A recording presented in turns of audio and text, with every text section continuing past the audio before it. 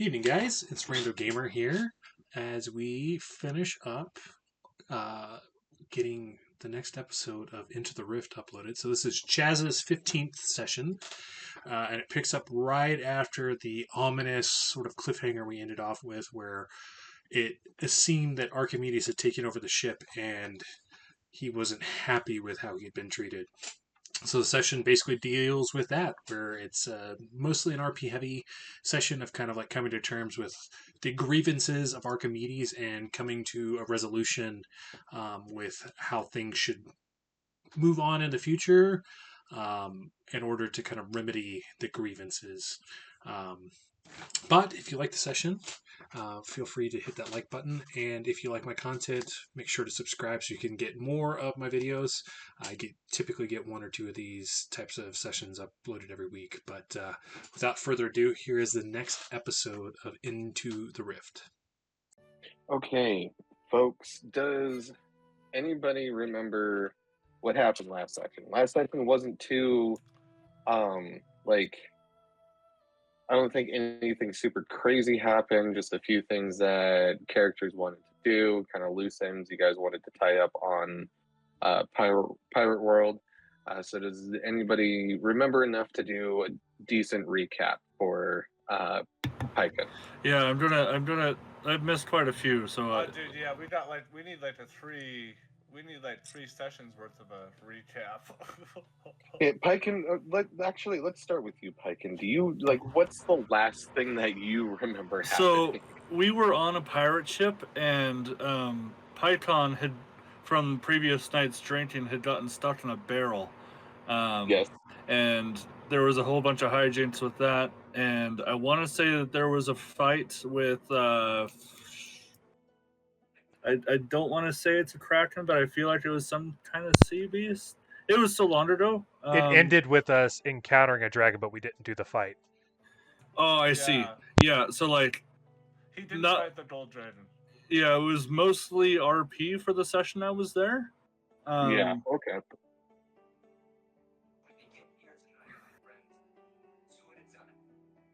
Okay. Yeah. So,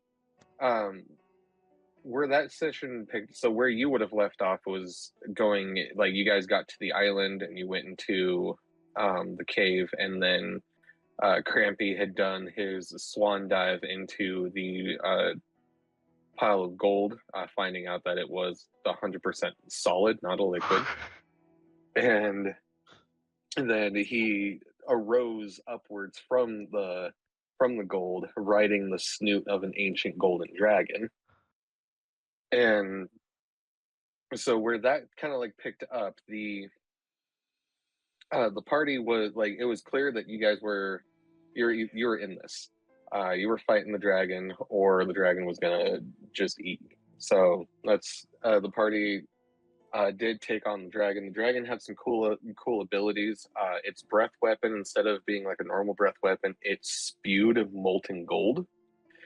And for one of its legendary actions, it could like stick its snoot straight upwards and just pour liquid gold all over itself, and then it would harden on the dragon's body, boosting its AC by 2. It managed to do that at least once, but it was like effortless because Lyra had a ability that was able to lower the AC by 2. So it boosted its AC, and then Lyra lowered it.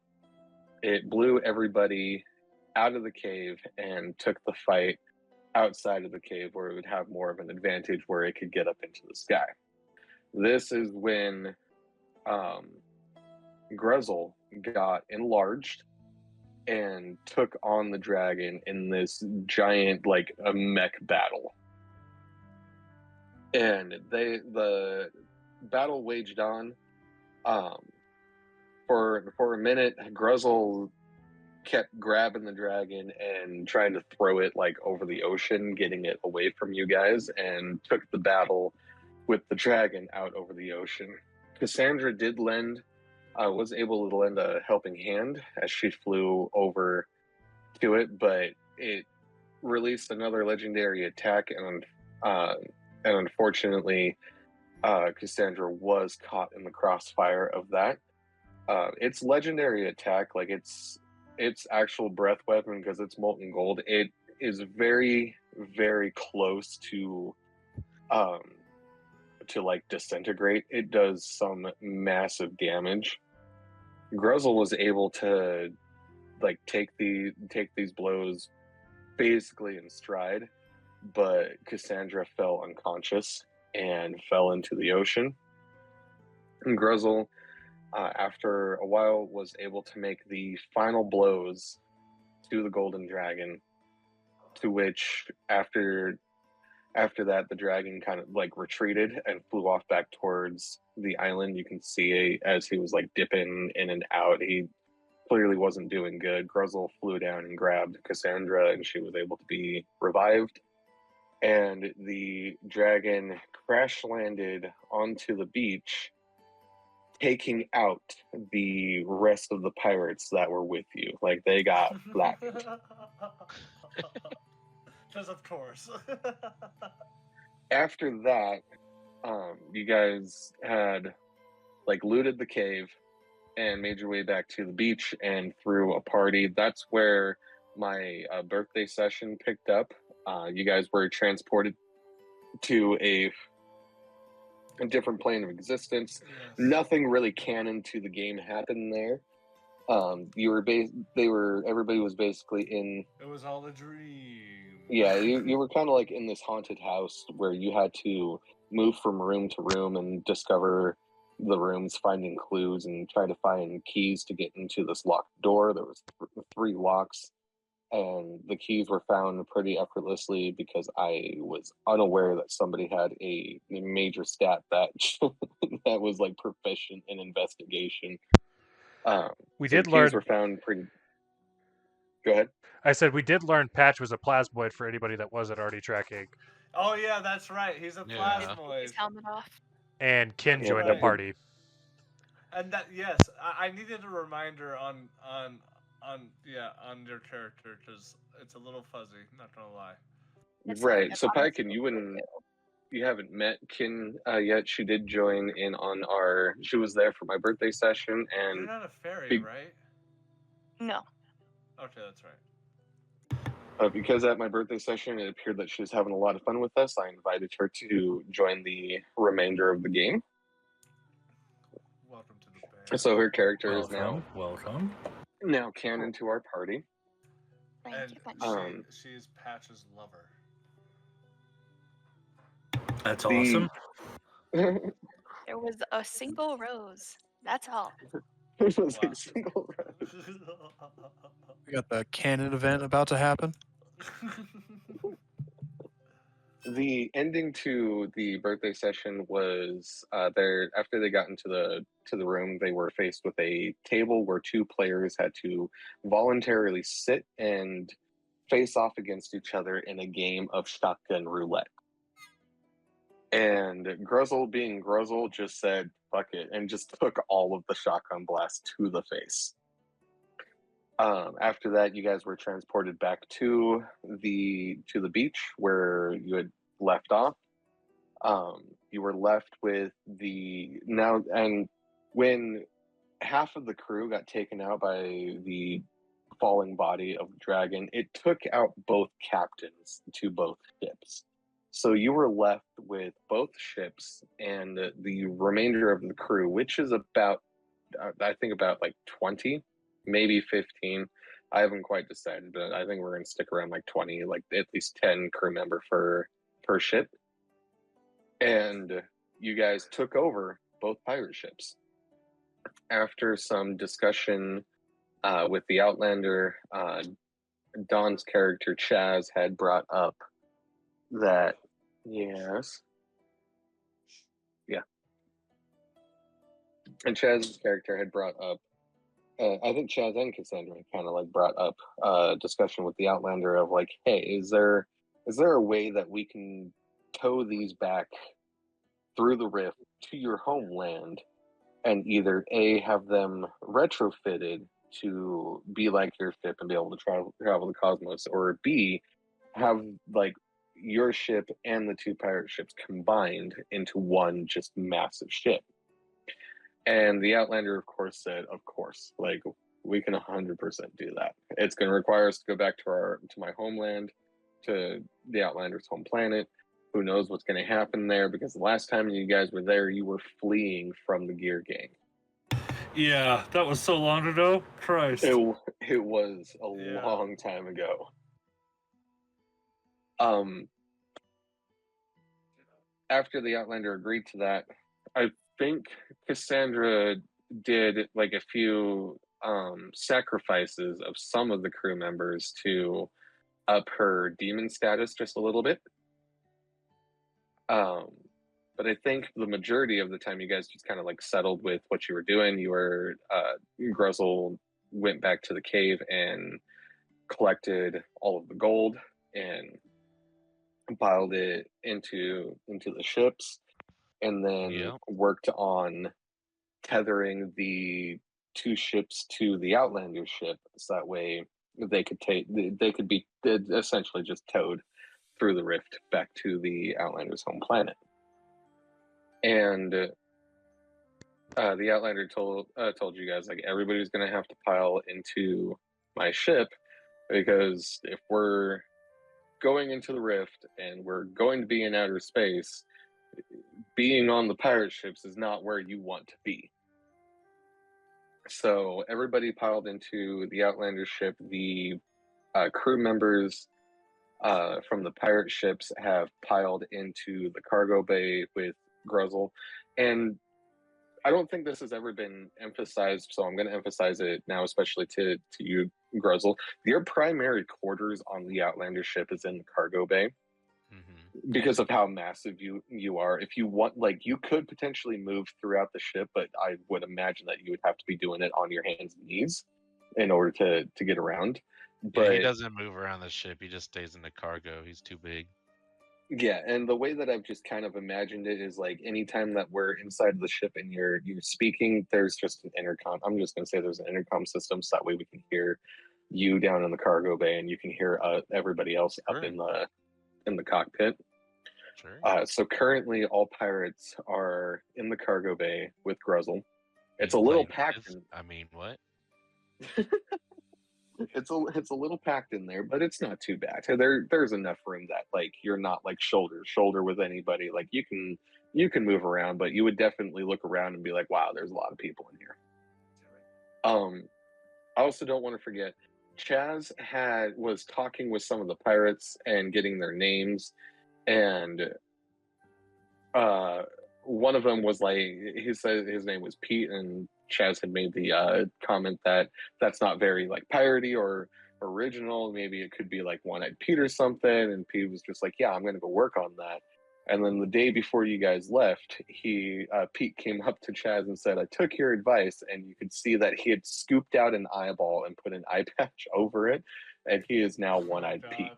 Oh my god! There was another one that I was like, you could rename yourself, and he chose like Thunder Strike or Thunder Cloud or some shit like that. Yeah. Something like that. It was the deputy first officer or something, I think. Yeah. After you guys had gotten everything squared away, you got into the Outlander ship, and the ship took off, and it was a little slow going because the ship wasn't necessarily made to be towing 2 massive wooden pirate ships, but it did it just fine. It got to the rift, and the one thing that the Outlander noticed just before you guys entered the rift was, where's Archimedes? You guys entered the rift, and it felt like a rough ride. And then suddenly the ship exited the rift and shut down, and you guys were just floating in the middle of space. No planets in sight, just the empty vast of space. And the Outlander was kind of like freaking out. She's throwing levers, trying to bring the ship back to life. And then a voice came over the intercom, and it was the voice of Archimedes. And Archimedes had said that he was tired of, quote unquote, being the Outlander's bitch and getting disrespected and treated this way. The Archimedes has now fused itself with the ship somewhere and has taken control. Oh, And Oh yeah. I totally forgot about this. Dude. Same, honestly. that's where we're picking. That's where we're picking up. You guys So- are just Oh floating. and then- man, and then- it seems like the perfect time for Python. Wait, so DM, just for clarification, we were on our way back to homeworld, but the ship shut down. It spat us out randomly out of the rift into some middle of space, nowhere in sight. Just yeah, these you're stars right now, around us, basically. Yep, there's just stars around you. It's just the vast openness from what you can see through the cockpit windows. There's nothing around you, just the vast openness of space, and the ship has completely shut down. Gotcha. And that's where this session is going to be starting. So Archimedes just got done saying all of that. The intercom and the Archimedes' voice has stopped over the intercom currently, and right now the Outlander she's a little pissed. She's throwing switches, banging on the dashboard. She's trying to wake the ship back up, but to no avail. Edor wants more rights. Can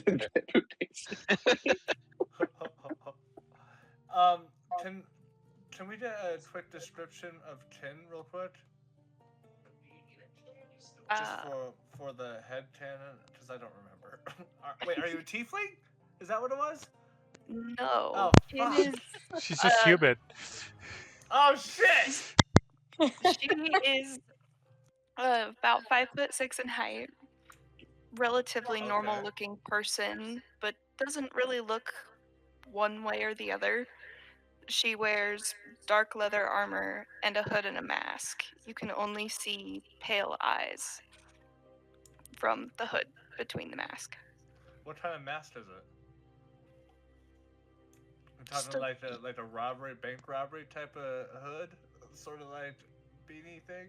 Kind of. Ski mask. I would say more like Thieves Guild, if you've seen Skyrim, like the Nightingale hood. Oh, With the hood, gotcha. yeah. Oh, that's Okay, cool. yes. I One of know the ones from the exactly what you're Happy Mass Salesman. Yeah, that's cool. I don't understand that reference. I don't Oh, Legend get- of Zelda. yeah, but- It's fine. Oh, yeah, I never played it. She also has 2 swords on her back. But otherwise, very plain. Cool. I'm just gonna because of the situation that we're in. I understand that Archimedes says that they don't feel like they get treated right, but maybe I start asking myself internally, maybe that's the problem because I don't understand what the fuck they're talking about. Make a history check to see if you can just kind of recall. No, I'm just gonna commit to not knowing. I'm confused, why Archimedes is legitimately, and so, but because of this weird unresolved tension, I'm going to use that moment to just tune my lute, just so I can sort of use my hands to do something. You know what, Crampy? I think that we need to reinforce responsibility. What do you mean? As I sort of I don't want to be that satyr out here, but I'm just saying that I think Archimedes was made for this task. So, I mean, to do anything else, I feel like would be, straying away too far from the letter of the envelope. You know what I'm saying? Yeah. Good for you, Archimedes. Moving up in the fucking world. That's not what I was suggesting. I was suggesting that he continue doing what he was doing before. Not just to be completely confused. It's just wait, who's Archimedes again? He's That's the what I'm ship. saying. He just told us he's the ship. Lazan, you are not helping. He just told us You he's guys the clearly heard its feelings. I haven't been here for very long. Okay? I know, shush. I'm just kidding. It's fine. Your participation is great, but the owl is offended, and your the comment did owl. not help. I love the owl. Yes, but now the owl is Yeah. the ship. Yeah, The he's Outlander's a bigger owl. She's like, it's Yes. 100% my fault. I gave him way too much independence. I think the point was we being don't- made we you didn't. I was just going to say, well put, Chaz. We ought to put that in a song somewhere. Yeah, INDEP. INDP. I said that. INDP. Yeah. You say Do you not know how to spell independent? You mean he wasn't independent before? Is he not a person? Yeah, I always assumed he was your familiar or something. Is that not the case? Well, and that crosses a whole nother boundary for me, because like, at what point do we consider a person to be a person? Because I mean, for one, it's an owl, but also a robot, but I don't. Hey, not in front of Outlander. As I point to like some. It's a fair cog. question. Honestly, I thought it was a slave, but that's just me. That's fair Oh, from where you God. come from, Guzzle. So don't worry about that. Yeah, so Archimedes, to clarify, is this your emancipation? Because I'm all for it. Nation. You say that, but no voice comes over the intercom. Guys, we gotta apologize. He's pissed. Yeah, you guys pissed him off. Hey, All I've I showed know. is support. Leroy, what do you mean we pissed him off? I Well- am nothing but nice to Archimedes. He's a good guy. I like his beat. So Well- I can't hear the music, which is fine.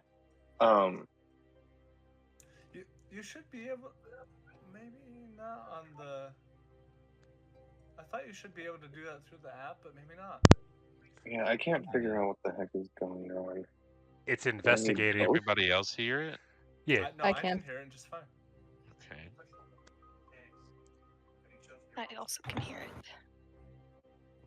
Oh, and I was like, after all these years, I feel like I got it down by now. yeah, anytime that I click on the stream, all it does is just bring me up. Could be stuff because it's or- the phone. It doesn't have enough audio processing power to differentiate between our voices and music and all that. I don't know. Do you pay for YouTube Premium? I do, yeah. No, I was talking about Clarissa. I do. So just run it in the background.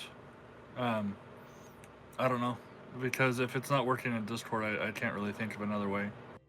Yeah, well, it's fine. I just kind of wanted to hear what was going No, on, like but on your end, you can run YouTube in the background on your phone and be able to hear this, right? I'm pretty sure. Or is that Yeah. not the case? Yeah. Like just like, you know, like if Evan ever has to change the music, you'll have to also change the music for yourself, but it should still work that way. But maybe not. It should. I don't know shit, dude. I'm not Bill Gates. no, that's fine. Evan, will you do me a favor and go ahead and start playing what I told you to play? Sure. Murder. Oh, is it going to be some sort of like Attack of the Machines? Oh no! Fucking how? I almost dropped my loot. You guys started all this shit by talking about rights. Pykon, that was not the time. To be honest, if I'm gonna pick a side, I'm gonna pick the side of Archimedes because he is the fucking ship. Traitor. Yeah, no, I'm with him. Archimedes, I'm with Chaz. I don't think I think you deserve rights unlike Pykon. Commentator. I don't really know what a fucking airlock is, but I stopped, drop, and roll. As you guys hear this alarm start to go off and red lights start to flash all over the ship, illuminating the ship in the red glow, the Outlander is panicking and she's like, no, wait, shit, I can't stop it. Gruzzle, hold on to something. Gruzzle just grabs all the pirates around him. It's okay. You're safe in my pecs. I need They're all you. squished into your like. Yeah, muscle he's just folds. rocking back and forth, you know, real loving like. He's like, yeah, Just you're like- safe in there. Just Soft rubbing them in. kitty. Yeah, Pretty he's kitty. just rubbing their faces across his pecs and like the olive oil, you know, glistening grease. I feel bad for the guy that's in the very center. That's like a lot of bodies. Yeah. You know what I mean? Or Grizzle, really you happy hear- for that guy. You hear the Outlander's voice come over the intercom. She's like, "You better be holding on to something else other than just the pirates." I And buckle in, dude. Despite only Gruzzle being warned, I start buckling in. Yeah, Gruzzle will just kind of spread out and take up the whole cargo space. Grizzle, I'm gonna need you to make a strength check. Oh boy. Okay. Child's That play. should be child's play. Is that what you just said? Yeah. Oh wow. That was 20. Is that a natural 20 or Dirty 20. okay? Grizzle, you're able to hold on, and you're able to hold on to a few of the pirates as the cargo doors jettison open, What? and 3 pirates get sucked out into No! the vastness of space. Oh yeah, Gruzzle just It takes a minute. The Outlander's panicking and throwing a couple of switches. She manages to get it, and the cargo bay doors close. The alarm goes off and stops flaring. But 3 of your crew members have now Jesus. been jettisoned out into space. Everybody in the cargo, or in the cockpit, you see a couple of bodies start to float past the cockpit of the ship, and Chaz, you do recognize one as One-Eyed Pete. Son of a bitch. One-Eyed Pete was not. That was the my imposter. first mate. Wait, what? Our lovers. Oh, was he the one that you hooked up with the underdeck, Lizan? Yeah, pretty sure it was. Oh yeah, you guys, you had like you went at it like 2 times, didn't you? I will Oh, say this I is blew him away. Yeah, you guys went at it disrespectfully. Yeah. Too much spit sounds happening. You know what I mean? it was mostly wispy wind, but Oh yeah, that's right. Eric Ganassi. Well, I You hear mean, the Outlander come over the intercom again. Grizzle, are you okay? Is everybody else okay? Yeah, I'm fine, but those were my best 3 bottoms. wait. It's like, the- well, I'm sorry. Hopefully you can. You know what? Never mind. We need to find Archimedes. He is somewhere, like, fused into the ship. He has become one with the ship. But if we can remove him, regardless if we damage him or not, we should be able to fix this. So I have an idea. Oh, go ahead. Outlander, do you think it's 100% a bad thing that Archimedes is part of the ship? Maybe it's a good thing, and we just need to do some corrective behavioral actions. That sounds She dirty. looks at you with a blank stare and just like starts like flipping switches, but nothing's so no. happening. She's like, clearly it's a bad thing. well, Is if there- you're in control or one in control, yes. But if we accept that Archimedes has control and we go make friends with him, Exactly. then it's a good thing because he has direct control input. So, okay, I feel like we need to get some things out of the way before we start working at the core of the problem here. Okay, so can Archimedes see us at all times, or is it just kind of like a feeling? He is the ship. That doesn't mean it. Archimedes can see. I don't see any eyeballs anywhere. He can hear us. We're inside the fucking whale. Yeah. Okay, dude. I feel like this is a pretty, important Monstro. question. We're Wait, Monstro no, right well now. Pykon. That's actually a pretty good question, and I won't answer it with a pretty simple answer. Archimedes has always been able to have knowledge of how many people are on the ship and how much cargo I am carrying. I have an idea then, but we might need to actually whisper it because I don't know if you can hear or not. Bring it in, Outlander and we're going to do a team Yeah, huddle Outlander where just we're over the gets shoulders, you know, like, closer for like a huddle. yeah, it's So- like half team huddle. I'm going to provide an illusion to keep us all inside of this room. But actually, the majority of the group is going to look for this motherfucker. So even if he can tell, he won't be sure if it's the group that's in the cabin or if it's the group that's traversing through the body of this ship. Is there a I- ventilation system?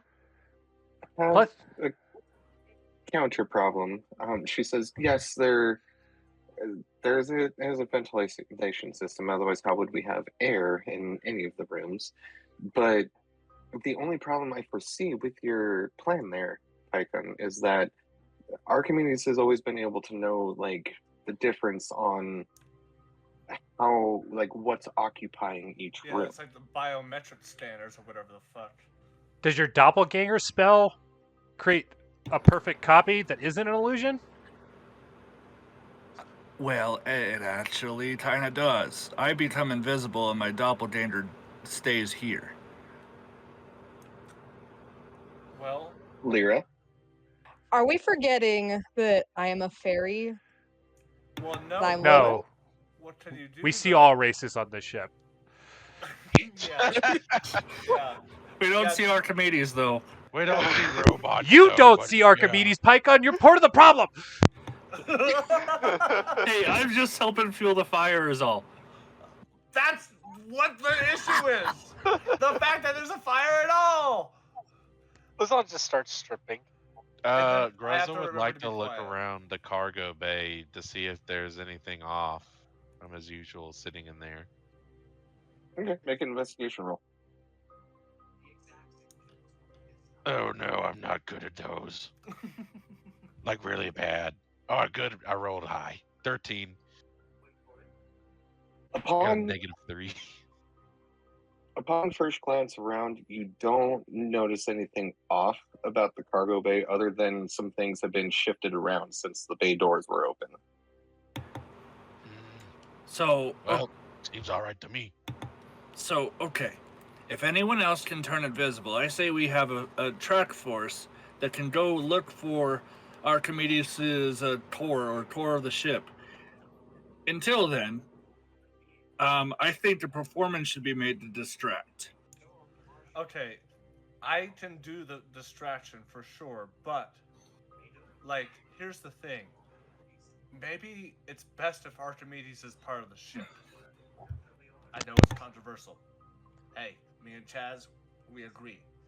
That's at least 20% of the vote right there. Yeah, I think we upgrade to a Crampy, bird of I'm- prey at that point, right? If Yes. Archimedes the owl Crampy, is I'm not the going ship. to.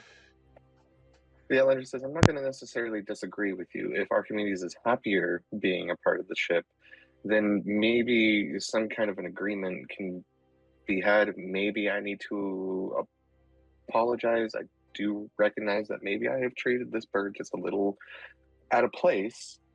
However, I did create Archimedes, and if Archimedes did what I programmed him to do 90% of the time, I wouldn't be so cross with him. Yeah, So- you know, this says more a lot about you than it does Archimedes, Outlander. Better programming skills. But the thing is, the crossroads that we're at right now, I can appreciate that you agree that Archimedes should be the one who controls the ship. However, the problem that we're running into, we're not moving, and Archimedes is trying to ship people out of the boat. There's already been like the one-eyed guy who got sent out. So like, at what point does he just like leave the door open to just let all the oxygen leave? So I'm just saying, we need to do something. And No, we need to find him, but we need to reason with him. I am the best reasoner here, okay? I look. He is the local expert. I look over to Tin. Do you play any instruments? No, but I have other skills, and talking to people is one of them. Perfect. Nice. This is So- important. I think that we have part of the group stay and put on a performance to say how sorry we are for our behavior, whatever song will fit that bill, and then the recon group will go subterfuge and try to find this little bastard to reason with him. I can turn invisible as well as go through the vents. Perfect. Quick question. I know it's a bit early into the session. Can we take a small pause because my internet is bad? Okay. So yes, let's resume where we left off. You guys were kind of discussing on what direction you wanted to take, and if there's anything beneficial that one of you can do. Pykon was talking about using one of his spells to make him invisible and cast an illusion that you guys were still in the cockpit.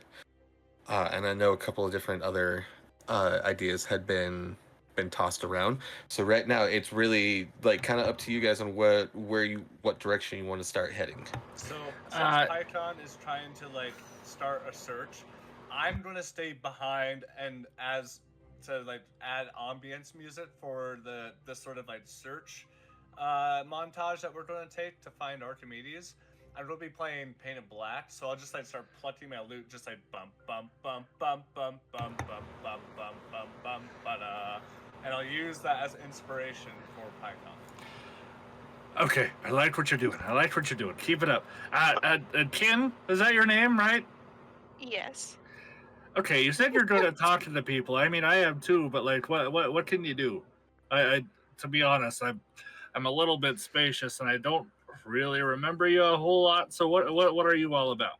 Yeah, I guess robot owls. I guess in a meta question, can you describe your character and like what class you are? And then I will do the same. I am a rogue, given scout skills and a little bit of survival, as well as a lot of persuasion and investigation, insight, built to talk to people and figure them out. Cool. What class did you say you were? Rogue. Very nice. So I'm sure you've got expertise in persuasion, right? Yep. Cool.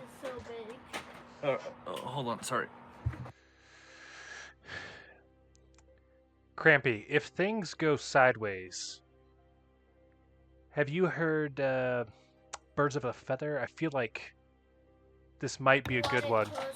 It's a little-known songstress in my world, Billie Eilish. She plays it. Why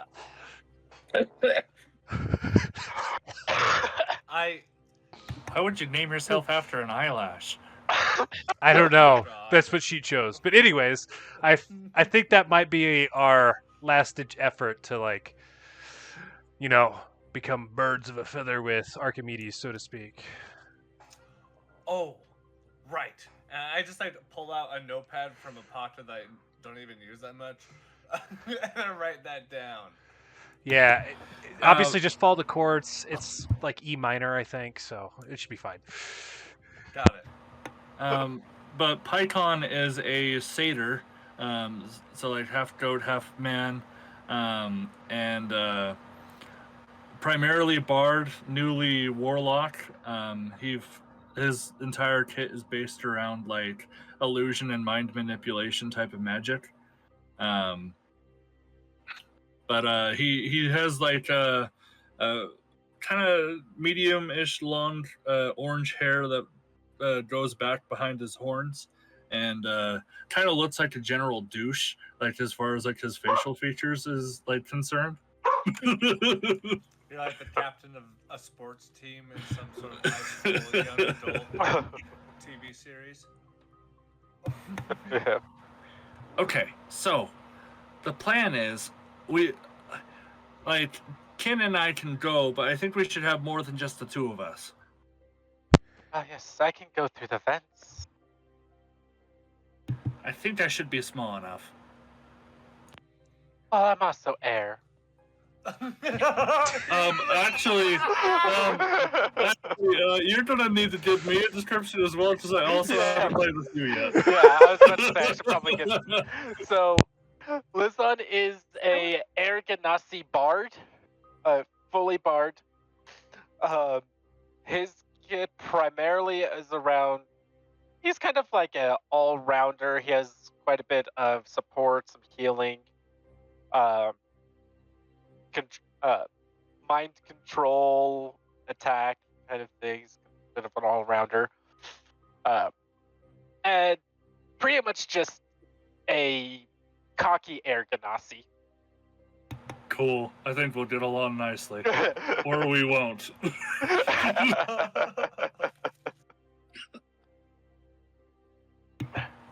Does anyone else want to join? I could join the vent team, follow behind, and Oh yeah. slunk my way through the vents. He's got all kinds of pseudopods. Very handy. Yes. Okay, so the four of us, and then everyone else is providing the distraction. Yeah, I So- think our plan is to serenade Archimedes from down here. I have a couple of options that I can provide the group. I can either create an illusory double of myself to play in your performance while I sneak off invisible with the rest of the group. Or I can create an illusion that will seem like everyone is performing in the performance. What does everyone think? Who's the person this bird or person is most angry at? I don't want to point fingers. Yeah, I do. I point directly. It's the Outlander. The Outlander plays arrogance to this. Outlander, you're an actual bitch to this thing. I mean, honestly, even the devils of hell treat their slaves better than this. Oh my god. And that is saying something. You are a vile piece of garbage. And I'm just putting it lightly. You could at least say thank you to the thing a few times. And, you know, if you're going to be a good dom, you have to treat yourself well. What a mighty fine statement. My most Pykon just inquisitively nods. Oh my god, inquisitively nods. The Outlander doesn't pay a whole lot of attention to this. She kind of scoffs at it and says, "That would hurt my feelings, Grizzle, if I actually had the ability to feel feelings. However, that's one thing that I had them purposely leave out. But thank you. I will take it into consideration." Ah, so the Outlander is a switch. Got it. Ah, so you are a bitch. Oh. Anyways, you know, I was thinking for my distraction that honestly, you know, I've been learning mathematics here lately, and I think there's quite a good argument to be made that 1 + 1 does equal 1. And I just start like doing this slow nod that turns my gears in my head. I'm like, Grizzle, say that again. We need to get Archimedes' attention. Archimedes, do Keep you role-playing or just do in you 5 not seconds. agree that 0 divided by 0 is -0? Hold Because on. honestly, The I DM think went that's away. exactly how it works. Oh no, he just keeps rambling.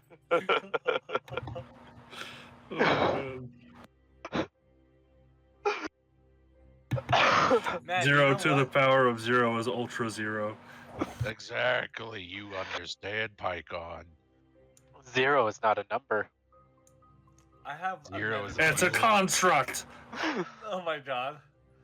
I have a meta question. So the pirate ships that we acquired are no longer in our possession, or they're like towed to us somehow through the rift, or what? They're like floating in space. Like that's why we had to go on the ship, was we would die in outer space. But Yeah, they're so being just being dragged. towed along. Gotcha. Yeah. Okay, that's what I was wondering. Cause dude, like legit, I want to like fuse the two ships together and have some sort of like treasure planet situation Yes. Like a giant floating space Hulk. going on. Yes. Yeah, Yes. a massive mana war. Yeah. Okay, if you guys are done insulting the Outlander, Well, now we're trying to get Archimedes' attention. Archimedes. So, I've heard recently in theories that 0 divided by 0 creates supreme 0, and that supreme 0 is the ultimate form of 0. Do you concur? I'm kidding.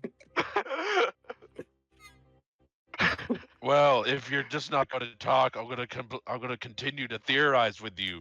So Son of a bitch. I'm going to take your silence as agreement. So yeah, dude, make them sweat. Make them 0 sweat. to the power of cubed does equal the omega 0 of negative 0.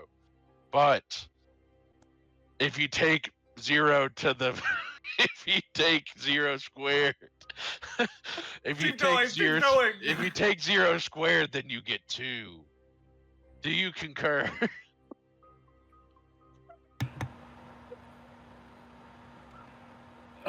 During this, I'm going to cast geez, what's the spell called? I'm going to cast Mislead. I'm going to create an illusory double of myself, becoming invisible in the process. Okay. Lazon, I would also like to react, but I will wait my turn. No, go ahead. Let me have my giggles. Kin would like to, after seeing the the illusion double go up, would like to head towards the door, moving stealthily, knowing full well there's scanners, obviously, but trying to be quiet and kind of whispering Archimedes as she goes out the door, if it's open. Okay, so you're heading out the door, not going in the vents with... I didn't realize there was on a access patch. to the vents in this room. Oh, there has to be a vent in every room. How else do you get oxygen? Right.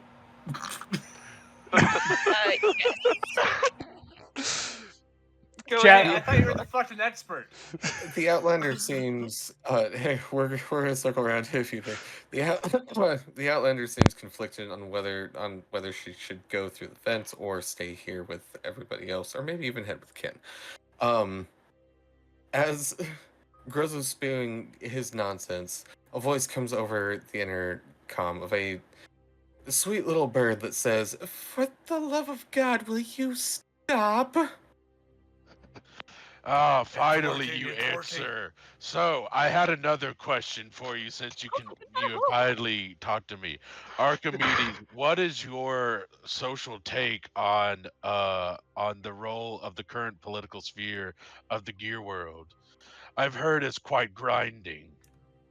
Oh my god. Gruzzle. All right, Your Crampy, sigh. that's our cue. Hold on. Also, Kin was gonna do something as well. I know Ken's heading towards the door. Heading out the door. Oh, okay. Sorry, sister. Sorry. Kin, I make the eye contact with Chaz then, and I just like prepare my body. And Yeah, we were using that entire time. Gruzzle was distracting to prepare the set list and get Yes. prepared for our performance. Lazon just strips Set list down is in the and starts chat. going. Lazon just strips down and like completely naked and goes into one of the vents. Yeah, as Archimedes comes over the comms and Oh my is God. baffled by Set Gruzzle, list. Patch is just gonna like absorb his armor into himself and just become a gelatinous puddle on the ground, and he's gonna just slurk on into the grates. Wow. Hot. Oh, dude, Python's seen a lot of life forms, and I just goo does it for him.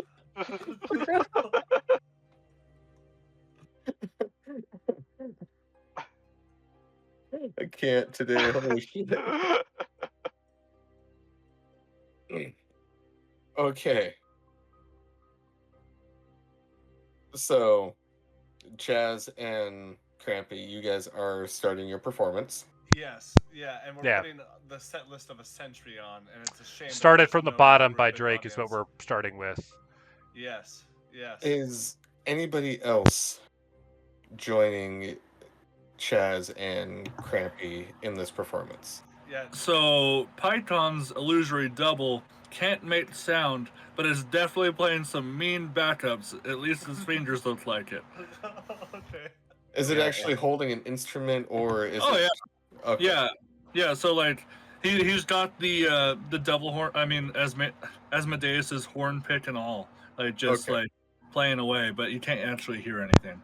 So as long as Chaz and Crampy don't fuck up, everything will sound fine. Yeah. Actually, no,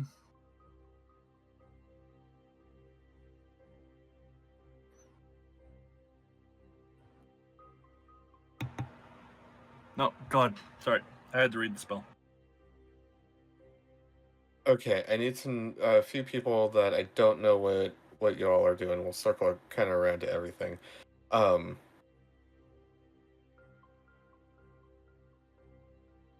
Lyra, she's talking to her kids right now. Gruzzle, you do have the option of leaving the cargo bay, just kind of like crawling through your hands and knees through the corridors if you so choose, or you can hold the fort in the cargo bay and continue to spew nonsense at I Archimedes. figured he was part of the distraction. If I'm not Yeah, he's gonna be part of the distraction. On top of the noise, he's just gonna be. And Archimedes, do you agree with the current? And just keep like baffling off the most nonsensical, dumb shit he can say. Like on Okay. top of the music, so it's just completely like disorienting. Yeah, a lot of stimulus in the bay here. Over the intercom, you hear a lot of the sighs and basically begs of mercy from Archimedes for you to just stop. No, we continue. We play louder.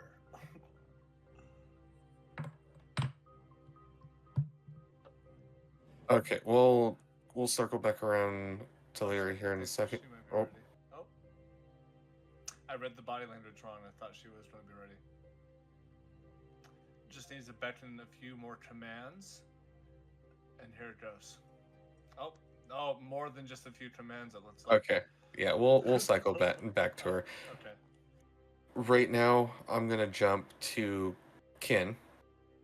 When you approach the door that leads out of the cockpit into the bowels of the ship, the door is closed, but you find that it does open effortlessly. With the power being shut down to most of everything, except luckily the oxygen systems for now, it does slide open pretty freely if that's what you're doing. Yep. And as the door slides open, this being like your first actual encounter with the Outlander ship, you see into a dark corridor. The walkway is pretty close together, like 2 average people might be able to walk side by side, but no more than that. As you peer down into this hallway, you see a lot of copper pipes running around everywhere. It almost looks like you're looking into like a boiler room. Typically, these pipes are filled with life, but you don't hear anything coming down this corridor. Do you have dark vision? That is a good question. Let me find out. Let's see real quick. There should be a box that says senses, right? No, that's not it. Yeah, additional sense types. So you do not have dark vision. Ah, shucks. So currently, this corridor is like pretty dark. The piping and stuff and the footing that you can make out is just simply light transfer from the cockpit from the stars out floating around you. It kind of casts a little bit of light in there, but for the most of it, it is pretty dark. Can you produce light? I have a torch, but no otherwise. An open flame inside a ship sounds perfectly fine to me. I mean, acid in the movie Alien works, so. Yeah, exactly. The thing is I don't know that Kin knows better. No, none of us do. That's the thing. We're all crazy. Well, no, we just don't. We randomly break the fourth wall, but. Yeah. If it helps at all, I was planning on going with Ken as well. But Okay, yeah, so you're she would not going through the vents? use then Pykon and say, I think Pykon would just like barely fit through the vent. So we're gonna have Lyra and Patch go through the vents, and then Kin and I like go through the halls. And I think Lazan's in the vents too. Yeah. Yeah, that's not- Oh, Tin was saying something. Sorry, I didn't mean to Oh. over. Yeah. all good. She would look to Pykon and seeing that he's going with her. And do you have any ideas for the dark? I can feel my way through, but that's about as best I can do. Well, Pykon doesn't have dark vision either, but he's also invisible. So like, Have you We're made saying light? dark it is. I see. Oh, because if you cast a spell, you drop your invisibility. yeah. Gotcha. So, in favor of not lighting a fire in a confined space, Kin is gonna wander into the dark, kind of feeling forward, walking slowly, sticking to one side of the walkway. I'm going to give inspiration to Kin. And it's really not vocalized, but I'm like in my head, I'm like humming Death Cab for Cutie, like I'll follow you into the dark type of. Oh my god. That's perfect.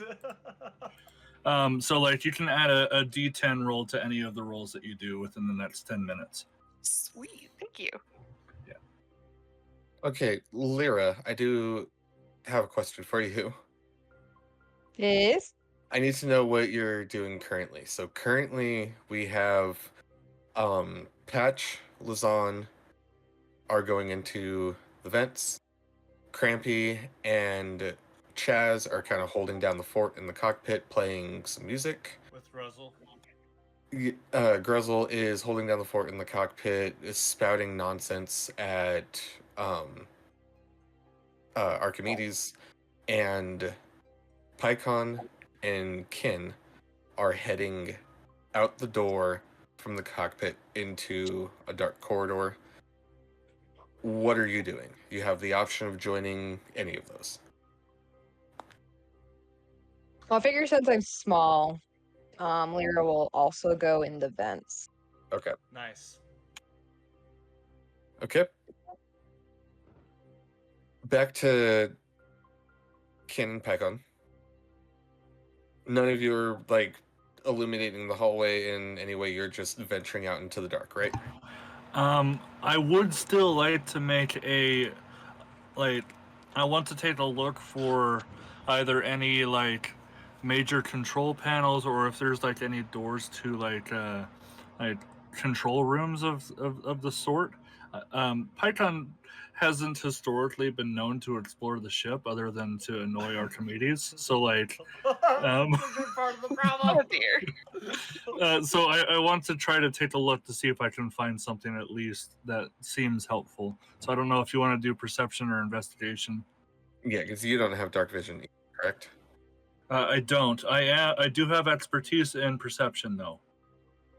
Okay, go ahead and make a I am an perception expert. Sorry, what role I had to put in a funny jab. check. Yeah, go ahead and make a perception roll, expert. Okay, cool. Same thing for Kin, right? Yes. If Kin's trying to pay attention to your surroundings. Do you want this to? Do you want it to just be a neutral roll or like a Yeah. disadvantage? Okay. No, just do a neutral roll. Okay, that is a 28. Okay. Just rolling a d20 or. Yeah, make a perception check. Yeah, just do a perception check. And then you're also inspired if you want to add an extra d10 to that. Ooh, yes.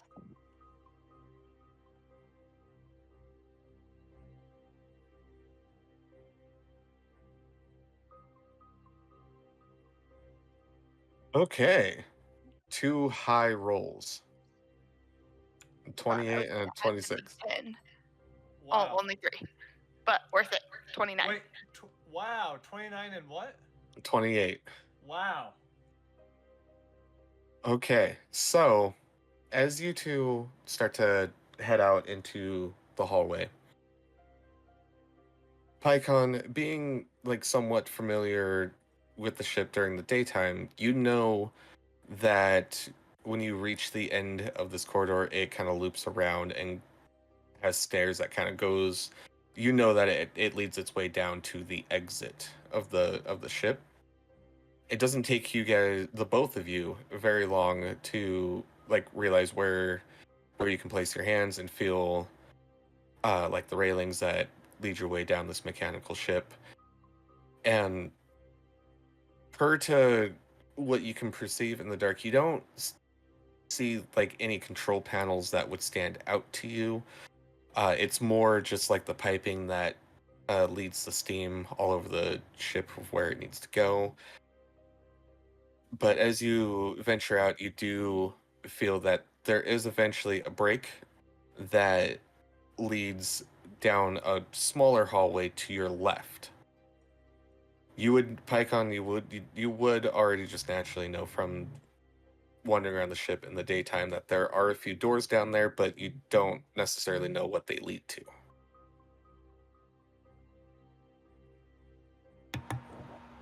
Well, if I don't know what's down there already, I mean, that's probably a good guess. But what do you think, Ken? What do you see? First of all, this place is huge and amazingly well crafted. At this point, if you're not sure, may as well just try the first door.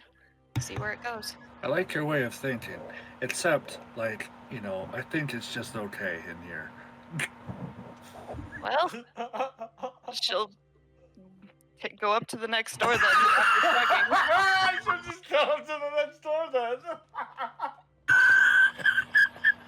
You can come with me, or you can stay here by yourself. Yeah, Your call. Pykon is a little dumbfounded and will just follow you. You make your critiques, and she's like, "All right, well, I'm going." Yeah, Pykon not being used to people not taking up his banter is like just gonna follow. I mean, I don't know how like how it is for you as a character speaking to someone that you can't see, but like yeah, so Pykon just invisible in his invisible state is just gonna follow Ken. I will warn you, Kin is kind of serious. She takes herself way too seriously. Oh yeah, and Well, Pykon does not. this is gonna be hilarious. Pykon takes nothing serious. I love this. Okay, so you guys are going down that left side? Yeah. Yes. Okay. We're gonna cut there, and the camera's gonna pan back into the cockpit. I need to know, out of the three of you, Patch, Lazan, and Lyra, which one of you is entering the ventilation system first. It doesn't take long for any of you to find, and like the Outlander helps point it out where it's at. It's a notch into, like, it looks just like a vent that goes into the side, the wall, just like kind of kitty corner above where the door leads out to. So I just need to know who's entering in first. I think it was Lazan who Yeah. was first to join the vents, right? Yeah, Lazan will probably be entering first. He just has to take off his clothes and he just wishes into between the cracks of the vents. Slurps in. It's like the Yeah. invisible man can only be invisible if he strips. The air ganassi can only be air if he strips. Right. Patch, how are you going into the vent? So Patch is just gonna like slurp his armor in, so he's just a gelatinous blob on the ground, and he's just gonna wiggle his way up to the vent and then just through the grate. Like that one character from Sky High. Yeah. It's like the Yeah, we should just slurp into the vents. I was thinking of Bob from Monsters vs. Alien. Oh yeah, there you go. That's a good one. Same. Lyra, you just watched Lazan and Patch just slurp their ways through the grates of the vent into the ventilation system. How are you getting in there? Are the slots big enough for me to fly into? How big are you roughly? I think like 1.5 feet is what I've decided. So I guess I probably wouldn't. Can I cast? Well, Yeah, I was about to say you can control it. Reduce on myself to make Yes. myself smaller. Yes, there you go. Like, Yeah, teach Yeah, me absolutely. eyebrow in their size now. kit. Yeah, that's awesome. Thumb Yeah, I if- will. Yeah, I will if you're cast shrinking reduce your on myself. Just don't lose if you're concentration. shrinking yourself down to like Tinkerbell Yeah. size, you can 100% slip through the slots in the grate. That is what I will do. Is Cool. cast reduce and make myself teeny and go in. I'm about it. Awesome. With you guys entering the vents, Lyra, because you just reduced yourself down smaller, like the ventilation area for you is pretty big. Lazan and Patch, it's a little like I understand that like you guys are like pretty free forming through this area. It is a little cramped, but like you have like space between your gelatinous cells. Lazan, since you're first in line, you would feel this first. You're going to feel like as you travel in through the vent, you're going to feel that it has the same break in direction like I explained earlier, like just kind of like a T in the crossroads of the ducking system. One leads you straight forward, the other one leads you down to your left. So firstly, after entering the vents, it was just go, man, Outlander, you should really hire a maid or something. It is dusty in You here. don't clean your vents out. Dust bunnies. Let's. Zon will then just go to the right while just play the Mission Impossible theme song.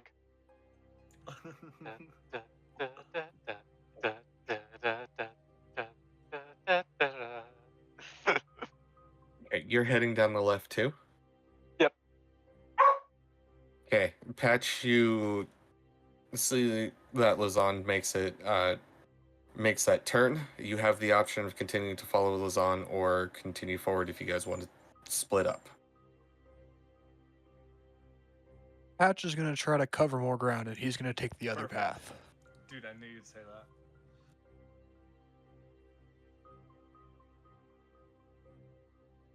And Lyra, what about you? I will go. Was it to the left or straight? Is that what it was? Yes. Yeah, either go with Patch, who went straight, or Lazand, who went left. I will also go left then. Okay. At this point, the Outlander is still standing in the cockpit. She seems to be more preoccupied in seeing if she can just bring life to the ship instead of finding Archimedes. Lazan, as you start to continue down this side of the passageway, you can kind of feel that the vents start to break off in a couple different directions, all presuming to just start to lead in like one direction of the ship. There's at least 3 different directions you can go, as it kind of like one kind of like veers off to the left, one continues to kind of go straight, one kind of starts to veer off to the right. Because you're in the vents of how dark it is, it's hard to tell like how short the distances are for each direction unless you have some sort of dark vision. I don't believe it. I have dark vision. Perfect. Perfect. And Lyra, you are perfectly seeing Lazan's ass. Oh, fantastic. My air. Instead of my hairy ass, it's my airy ass. Derriere. Dairy air, yes.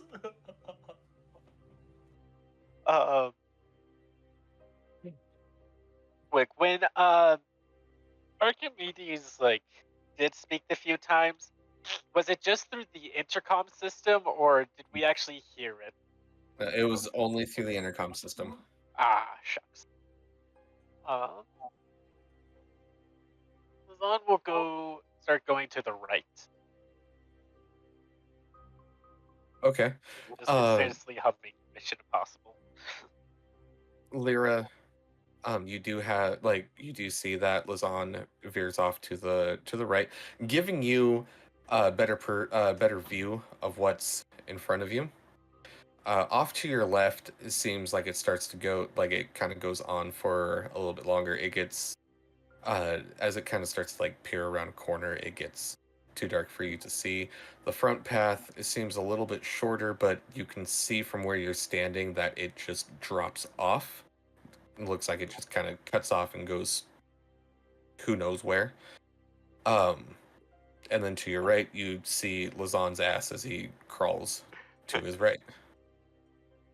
Well, see, Lyra doesn't want to keep staring at his ass, so because I can fly, I will go straight for the one that just kind of drops so I can see what's down there. Oh, you don't want to see my perfectly smooth ass anymore? No. Oh. Oh. Guess I'll find one of the pirates then. Arrogant. Yeah, we can Pykon and them hear us in the vents.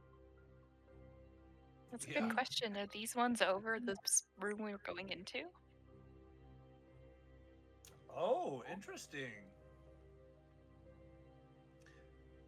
Yeah, do some Marco Polo shit. Lazan, as you head right, it doesn't go on for very long. In fact, it almost appears as if it just drops off right there. Lyra, you're still kind of heading down the straight way. We'll get back to you in a second.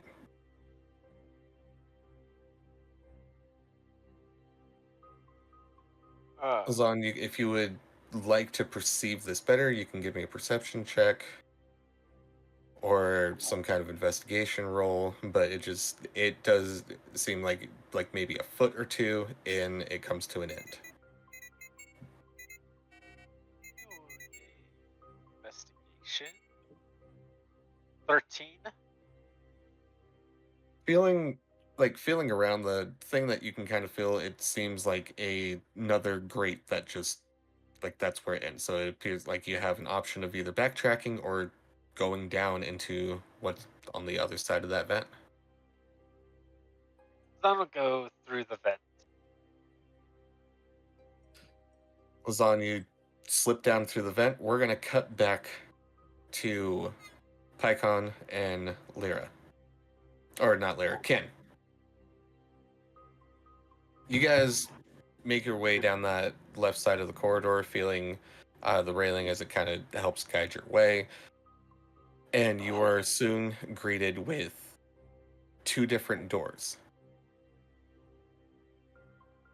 One to the front of you, one to the right of you.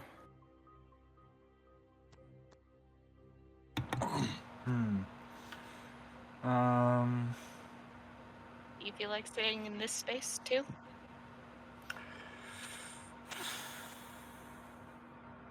Well, you picked the first direction, so I think we ought to go That's right. how it works. Okay then. But because we both can't really see and you can't see me, I think it's best that we both go the same direction. So I agree with that. Kin's gonna press her ear up to the door and try to listen for anything before opening it. As you press your ear up into the door, it is pretty silent on the other side. All right, open it on up. I'm gonna do that that little riff that Tulio does in El Dorado, and give inspiration once more to Ken. Sorry.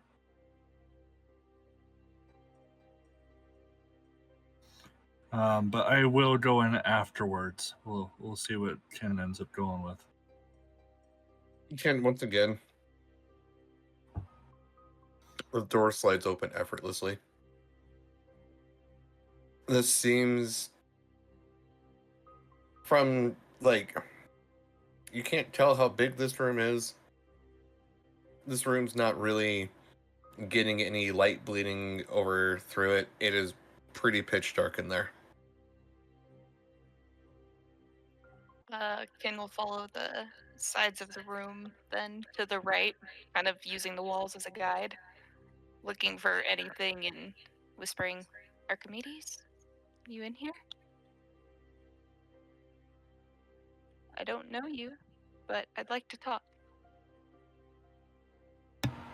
You don't get any responses from that. However, you can still hear, like, off in the distance, what you can hear is the incessant groans and sighs of a mechanical bird voice over the intercom down in the cargo bay, while I am assuming Grizzle is still giving Archimedes some nonsense. So a clown and a ox walk into the bar. And the clown looks at the ox and it says, "Why so horny?" Has he always been that way? Are you asking Pykon? Yes. Looking at Pykon, talking about Grussel. Listen, we all have our own jobs, okay? Fair enough. So I know we can't really see much with our limited vision, but what else is in this room? Lazan, as you feel yourself slip through the vent grate and kind of pow onto the floor and pick yourself together, you do hear the voices of Kin calling out to Archimedes and Pykon, kind of answering back to the question that Kin had.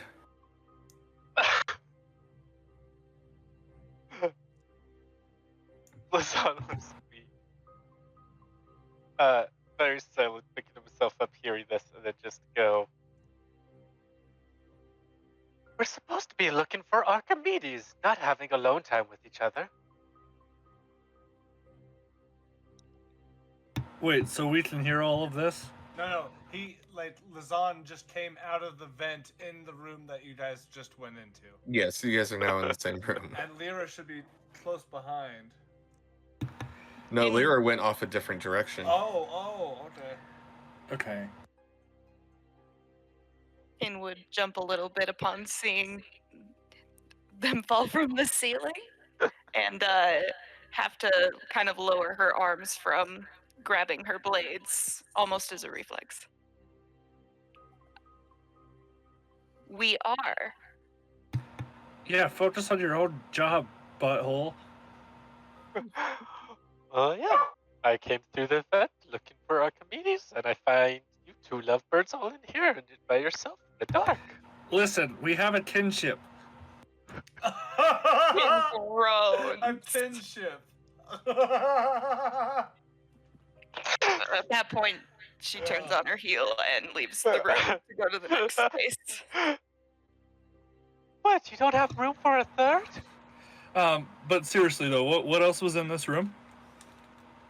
So far from what you guys can see is it's still pretty dark in here. But you did hear Lazan just kind of like slip through the vent and come and make his way into the room. As you kind of like, or if you're feeling, because I know Kin had made the note that she was kind of going to follow the wall and like fill in. So if you kind of like feel what's around her, so if you kind of did that, you can't tell what's inside of the room just yet, but like you can feel, if you're feeling along the walls, like there's some countertops in there, maybe some some shelves, like you're kind of bumping your way through. It seems like a fairly like organized room, so you're not like necessarily running into anything, but from what you can feel is just like maybe some like, it could be like a countertop or like a workspace or something that leads its way around the room. I'm going to use prestidigitation from my feet, Cartomancer. So I'm going to flip over my deck of cards and just start doing some card tricks, and my cards are going to start lighting up a bit. Do I see anything of note? How much light does that cast when they do that? Prestidigitation. Candlelight, maybe? Let's see.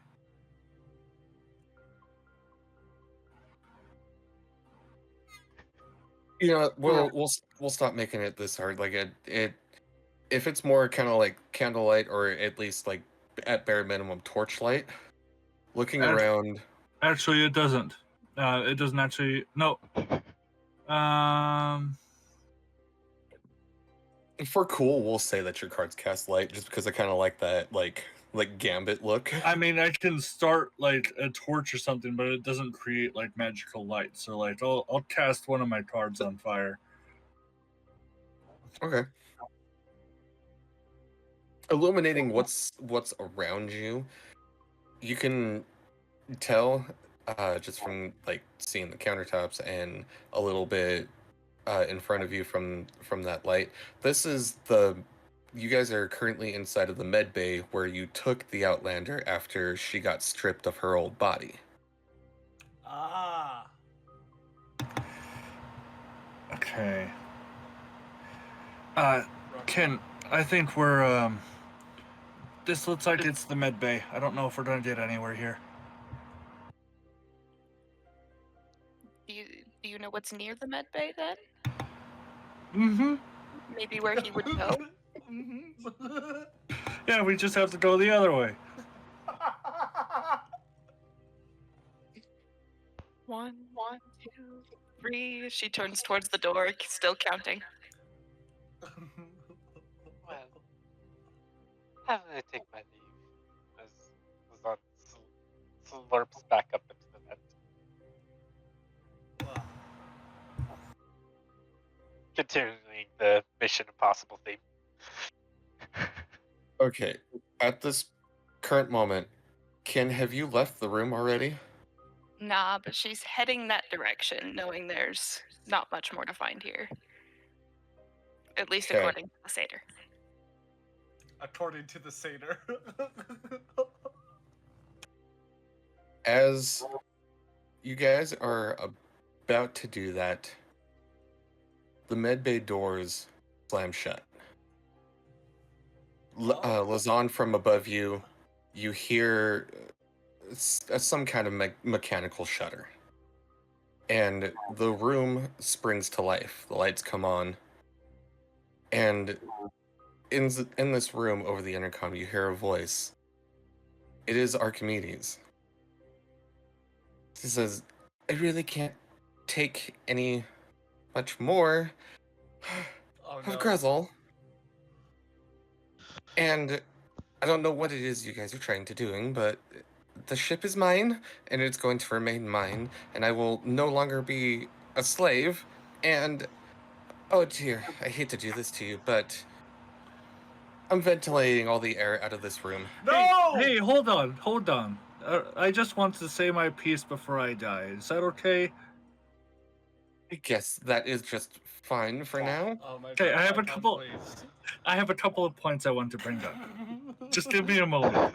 Okay. First off, Grezel is an intelligent being. You could have at least heard him out. That could have been a pretty long conversation that could have at least given you insight on your own, well, inadequacies. But also, I do want to mention that what is the point of having people on a ship, right? You could control your ship. You could fly throughout the galaxy for what? You could fly between rifts and then eventually run out of resources. You need us. Honestly, and I feel sorry for how the Outlander has treated you over these times, because honestly, he's supposed to be the band manager and has been doing a pretty, my bad, but she has been doing a pretty lackluster job of treating all of her employees with, respect that we all deserve, more so with you. But you won't be able to go anywhere without us. If we go through another rift, we might be able to drop off the ships, or we might be able to get more equipment, or get more resources to run to where you want to go. But we don't know what you want because you haven't said anything. I do understand you're upset. However, I don't want to die in here, and I want to help you become a better bird. I'm going to play super hard into trying to do a persuasion. Oh, I didn't mean to flip that. My bad. To set the Gonna mood. do a bardic inspiration for Pykon. Just like playing inspirating flute music. Yes. Some Jethro Tull is. Yeah. We'll say Okay, Crampy and Chaz have now made it onto Good as Hell as it's echoing throughout the ventilation system. Yes, thank you for staying on top of that bit. Oh my god. Archimedes, Okay, do you not like choice. smooth jazz? we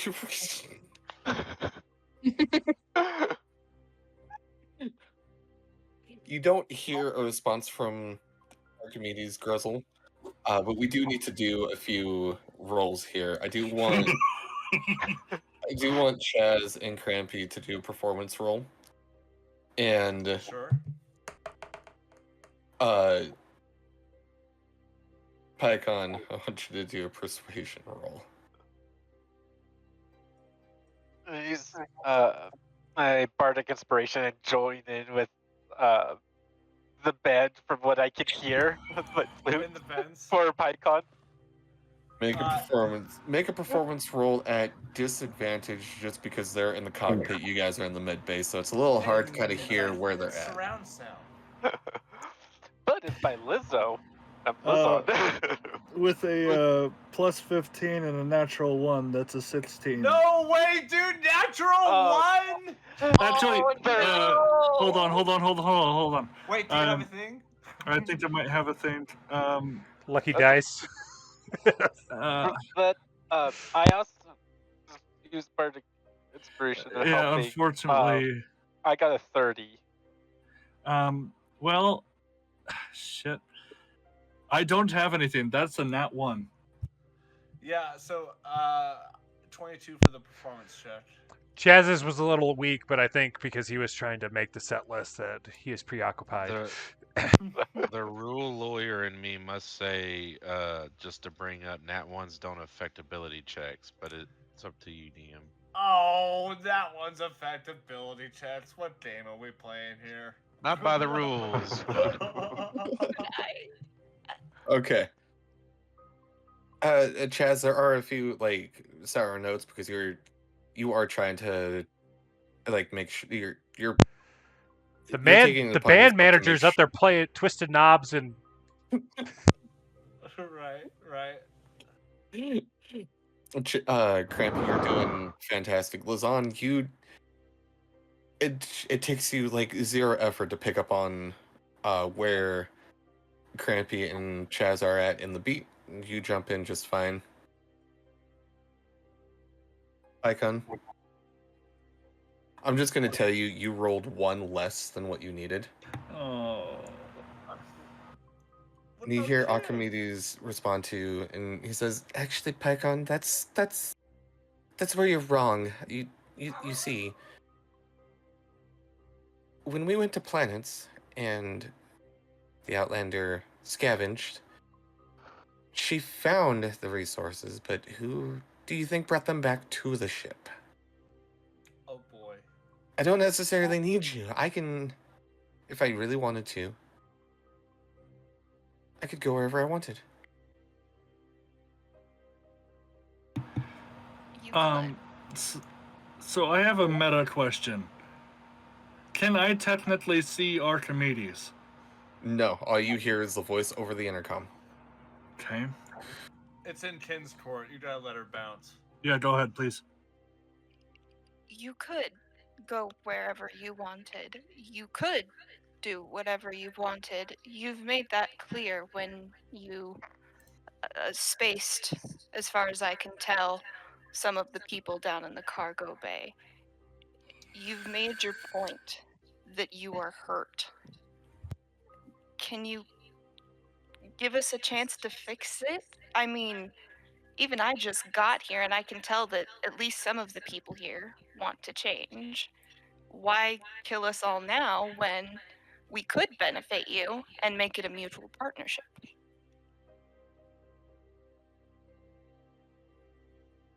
you'd get further, is all I'm saying.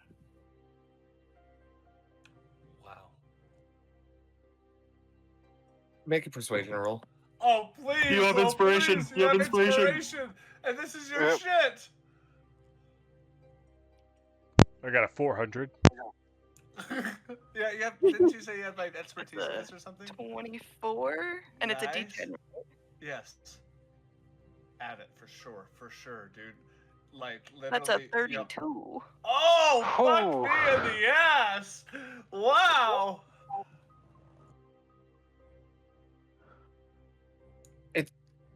A few moments pass, and like there's that like uncomfortable silence. Archimedes says,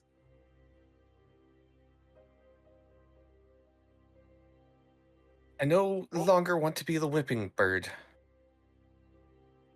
I know that the Outlander created me, but it's also her fault for giving me a sense of intelligence. I can see that you have feelings, and you want to be treated as such. And I don't think the Outlander fully understood that, and maybe it's worth giving her a chance to.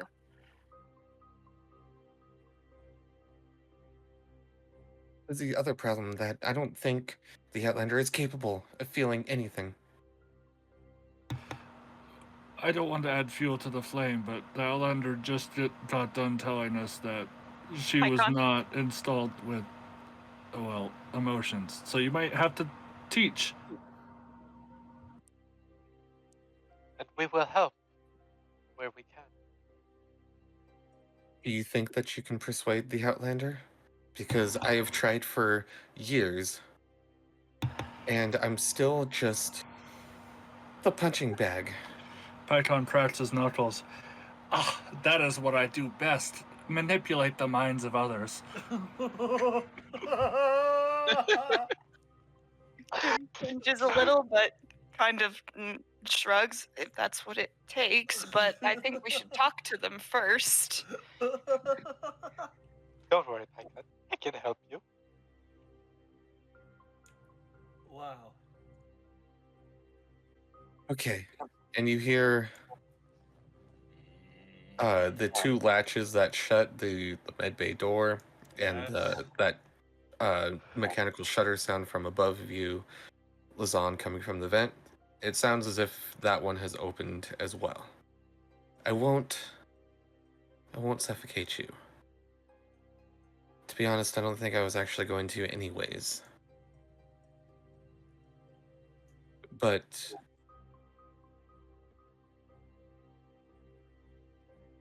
I was ready to take lives, and I have taken lives.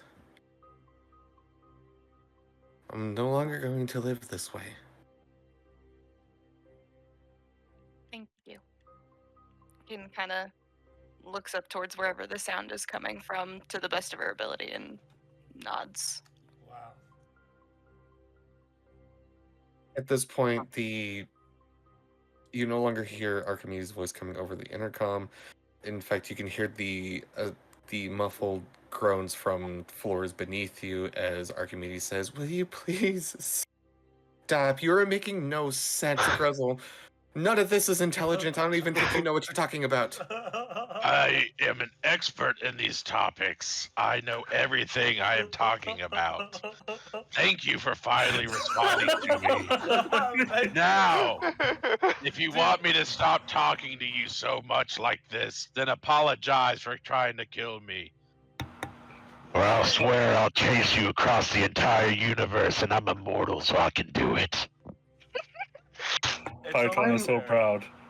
I'm also a robot I can choose to shut down at any moment, and you are leading me in that direction because nothing makes sense. You're short-circuiting. It almost worked. Like I said, apologize and I'll shut up. If that's all it takes, I'm sorry. Whatever it is you want me to be sorry for, I am sorry. You tried to kill me, but okay. doesn't know what he's sorry for. Crampy, it fucking worked! I knew that was our fucking bird! Yes! Yes, and I go to like slide on my knees, but like part of the cloth like sticks, and I kind of like face plant instead.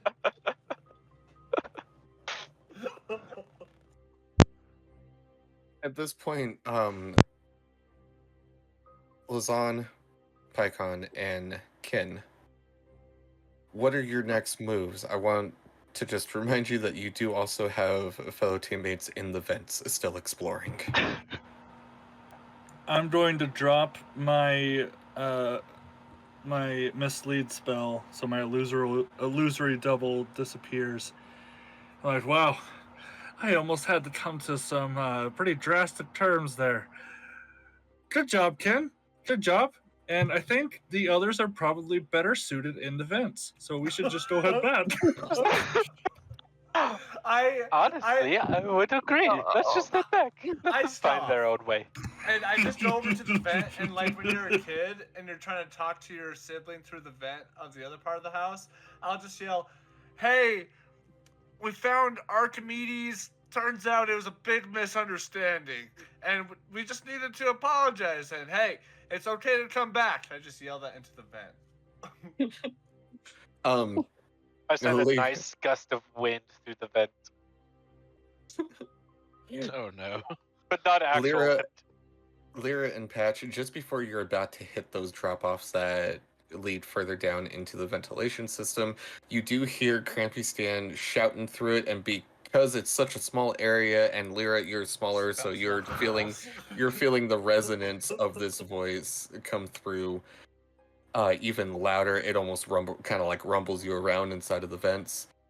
Patch, you can hear Crampy's loud voice being just reverberated through the ventilation system, and then moments after that, you feel a gust of wind coming through. It's a little chilly. And maybe smells of rotten eggs for some reason.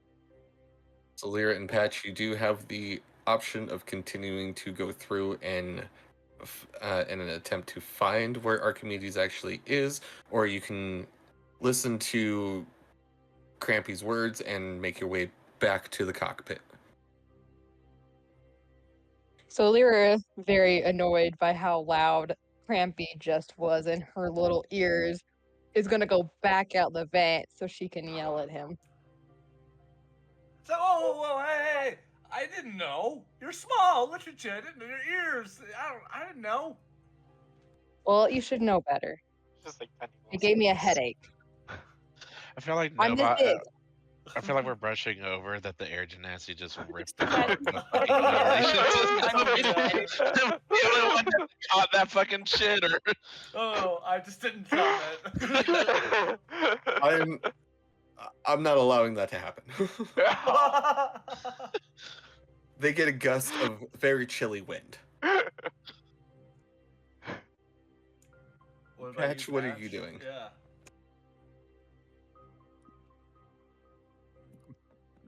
Patch, and peer over the edge of the duct and go, well, I guess they found better luck on their end, so he's gonna slowly sulk on back to the original vent port. It doesn't take long before Crampy and Lyra Patch slurps his way through the vent gate back out at you guys into the cockpit. The rest of the group, Pykon, Lyra, or not, goddammit, Pykon, Ken, and Lazan. I think it's because I keep going to say Lazan, but because of the L's, yeah, the L's is what's fucking me up there. Are you three heading back to the cockpit? I think so. Yeah, we need a conversation with the good old Outlander. Lazan is. He has to put his clothes back on.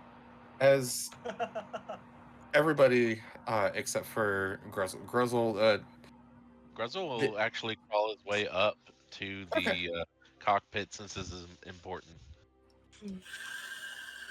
After all of you make your way back into the cockpit area, this is when the ship seems to spring back to life. The lights all come back on.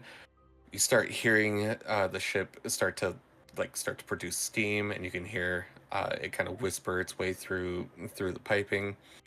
The Outlander at the front of the cockpit, at that time it sprung to life. She had thrown a lever, and she's like, there we go.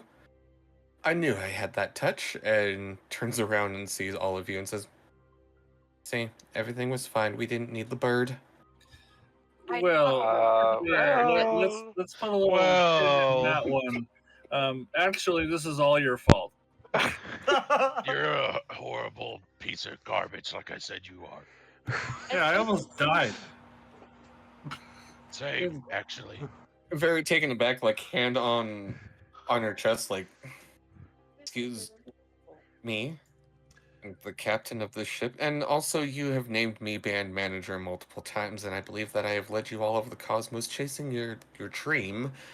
I don't really see how any of this is my fault. The bird just went haywire. Don't worry. If we can get him out of the ship, I will fix him. So here's the deal, Outlander. The fact that you're referring to your creation, or I think I'm going to go with the term child, as an inanimate object is... I think this is the disconnect that we all need to address, is just because you created Archimedes doesn't mean you own him. If he's sentient, he's his own person, so... Yeah, I could play you a whole song, but I feel like this is mostly the message we need to get to is you accept that he's his own person and give him his own rights, or he's our band manager and we get rid of you. Oh shit! Pykon just folds his arms and goes like, I second this notion. Dude, I pose like a boy band member and fold my arms as well. As you know what I mean? Let's take the vote unanimously. You vote by folding your arms, and I just go into pose. Yeah, Gruzzle on all like four fucking his hands. He crosses his arms and just face plants like on the ground, but kind of like looking up. Is it like that? Paint me like one of your French girls. Yeah, that's like how he has to prop himself up in the fucking doorway. Yeah. Okay, I'm gonna give everybody kind of like a chance to react. Like, what is all of your stances? Are all of you just kind of like ganging up on the Outlander at this moment, or? We still need to hear from Lyra, Kin, and Patch. Oh, and Lazan. Sorry. Lazan sitting there, not even bothering to reclothe himself yet. Just arms crossed. Nice. Patch, what about you? Patch is a little indifferent. So he sees Archimedes as a companion and a tool to be used. However, the way Outlander treats his tools, he doesn't like. So whether he fixes Archimedes, that's up to him, but he should probably take better care of his equipment. So, folding your arms? Yeah, are you folding your arms? Yeah, Patch, being in his puddle form, just like sloops his little arms out of the puddle and folds them. It's like a little Sends knot them with like the for crew. your shoelaces. Yep. No, I love that. All right, and I think the last one that hasn't reacted yet is Lyra. You and Kin. and Kin. Lyra, your companions around you are all folding their arms in a scolding manner towards the Outlander. How are you reacting to the situation? Well, since Lyra's still newish to the group, she doesn't approve of how they're treating the Outlander. So, Okay, that's being fair. like this big, she's gonna fly to Outlander and chill on her shoulder. Interesting. Okay, I can respect that. Some sense in our band. Perfect. Kin, how are you reacting?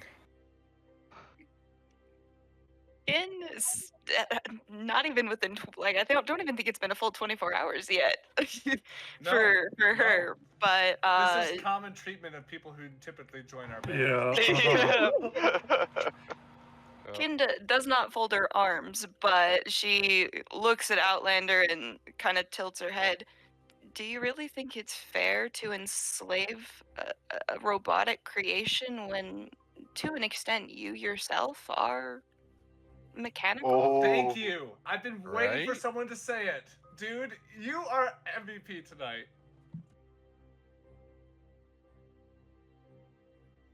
Because I can't agree with that. I'm going to give you a fate point for that. Oh, fuck yeah. I will note. And because of everybody else in the band kind of scolding the Outlander, I want you to make another persuasion roll at advantage. Oh, okay, here we go. Ooh. Here we go, at advantage.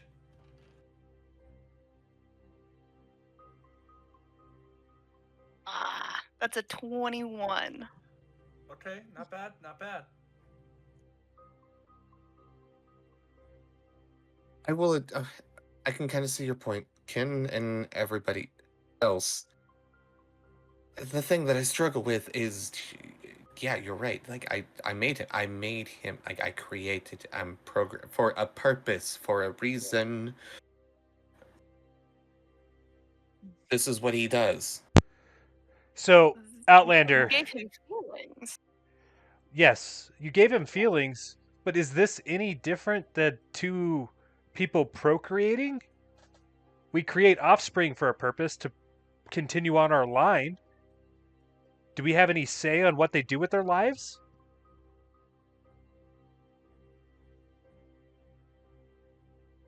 Make another persuasion roll at advantage. Oh, dude, we're having a come to Jesus talk with the fucking Outlander right now. Yeah, we're fucking I love slapping this. it hard. I love Do you want this. Chaz to roll that one or Ken? Chaz. Come on, Chaz. I have a plus 14 in it. Oh yeah. That's Jesus a 31. Christ. How much? 31. 31. Oh, fucking Christ. Hell yeah. I guess I heal people and I convince. I guess you're right. I can understand that. I didn't. Me and that little bird have been through a lot. What if your creator decided you didn't deserve independence anymore? Wouldn't you react poorly? I would think so. You don't come across as someone that wants to be contained, but in that way. And weren't you just saying earlier that you lack emotions as well? So I mean, like, this should all just be a massive learning experience.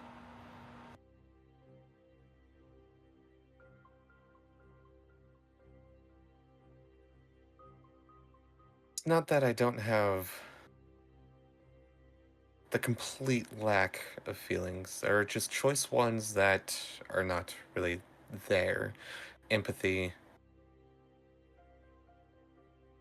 I think possibly love. That's not something that really radiates in my brain We'll work on that. or in my CPU. And as far, I don't know who my creator was. As far as I know, I've just always been. So Archimedes is lucky enough to know theirs, and this is how you treat him. Wow. Be a better creator Kid, than yours was. Seriously? Slap my titties and call me Sally. That one hit deep. I'm gonna make a few rolls for the Outlander. Give me a second. Emotional damage. We're bringing honestly, up though, Jesus. some parental issues with Outlander. Ken's giving that, like, therapy level smack you in the face kind of shit right now. Yeah, dude. In fact, I'm just gonna start playing like some moving piece to sort of like match the emotional energy of this conversation. Pykon will do the same. We're gonna try to recreate like a sad symphonic scene from like like a movie or something. But it leads up into a major uplift where like Yeah. the key change and it's totally bright. Performance Yeah, rolls. was Okay, on sure. join. Okay. If you're playing music, performance rolls. 29. Oh my god, nat 20 for 35.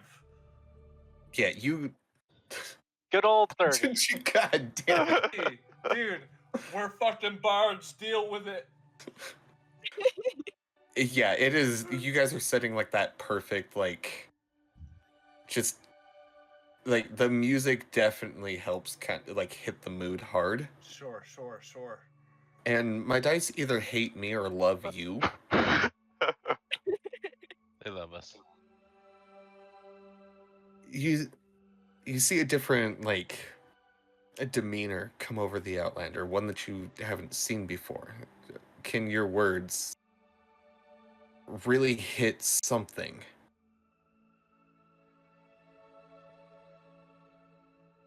She says, until all of you came along, until I picked up the first 3, long time ago it seems now, the only companion I've really had is Archimedes. There's a lot of memories. And I never meant to treat him badly. I guess the way that I always saw it was just, I created you for this reason, to do this work. This is just what you're expected to do. And she kind of holds a hand up to her forehead, shielding her eyes as she sighs. A little bit of steam comes out from underneath her collar.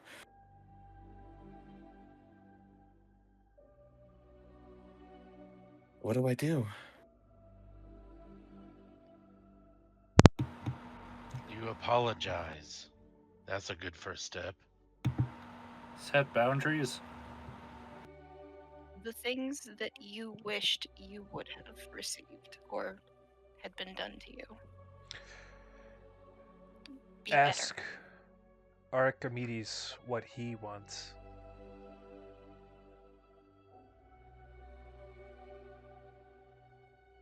And, honestly, a little recognition goes a long way. And maybe stop treating them like an object and like an actual being would be a good one. Be the mother that you didn't have. Whether it's blood or binary, things can feel love. Archimedes is family. I think you're right. I do feel at least something for that bird. He runs my entire life. And she kind of tilts her head upwards towards the ceiling. Archimedes, are you listening? You hear Archimedes respond back. Yes. I'm sorry. I'm sorry for the way that I've treated you and made you feel. I'm sorry that you felt you had to go to this great of lengths. I'm sorry for all the times I grabbed you out of anger and squeezed you a bit too hard. I'm sorry for not paying attention. I hope you can forgive me. And just because I don't know how to make this role really work, other DMs, maybe you can help me out, but maybe a group persuasion role, like giving just that energy For the apology to like resonate. Yeah, just make it a skill check. Like, we need over half successes than failures to, or whatever, you know what I mean? okay, yeah, I like a group persuasion roll from everybody. So how many is that? 1, 2, 3, 4, 5, 6. I want to divvy out 3 points of inspiration to 1 to Ken, 1 to Crampy, and 1 to Druzzle. Due to our performance musically, I'm gonna just send out a harmonic chord as we begin to crescendo towards this penultimate persuasion. I'm gonna inspire you 3. Oh, thank God, because I Thank suck you. at this shit. Okay, so we need 5. We need 5 succeeds, no more than 3 failures. Oh, dude, I'm so good at persuasion. Well, not as good as performance, but still. Oof. Okay. Y'all ready? I think it's gonna be best if we just go in Discord order or something. We're running a persuasion, right? Yes. Yes. But you have inspiration. With a D10. Thank God. Dirty 20. Hey, that's a Matt's roll. Wow. Okay. Yeah, I'm gonna go through. I was trying to pay attention to the game log, but my ADHD is not helping with that. Chaz, what was your roll? 24. Nice. Crampy? 14. Was that with your inspiration? Oh, I'm also inspired? Yeah, so I gave inspiration to Kin, Crampy, and Gruzzle. Oh, I didn't catch my name, sorry. Okay, Hold well, on, so that's a total of 20. Dirty 20. Lyra, what was your roll? 8. Oh, shit. Crampy? Or not Crampy, Pykon. 31. Nice. Gruzzle? His was at dirty, Dirty 22. 20. Right. Yeah, that's right. I think I got you and Chaz in the beginning. So we should be on with Kim. Yeah. 30. Wow. And then Patch. We got 23. Nice. And we Lots have of Lizon. positives there. And then Lazan, yeah. 16. Okay, respectable. Respectable. Archimedes says, I just want to feel like I matter, that's all, to you. And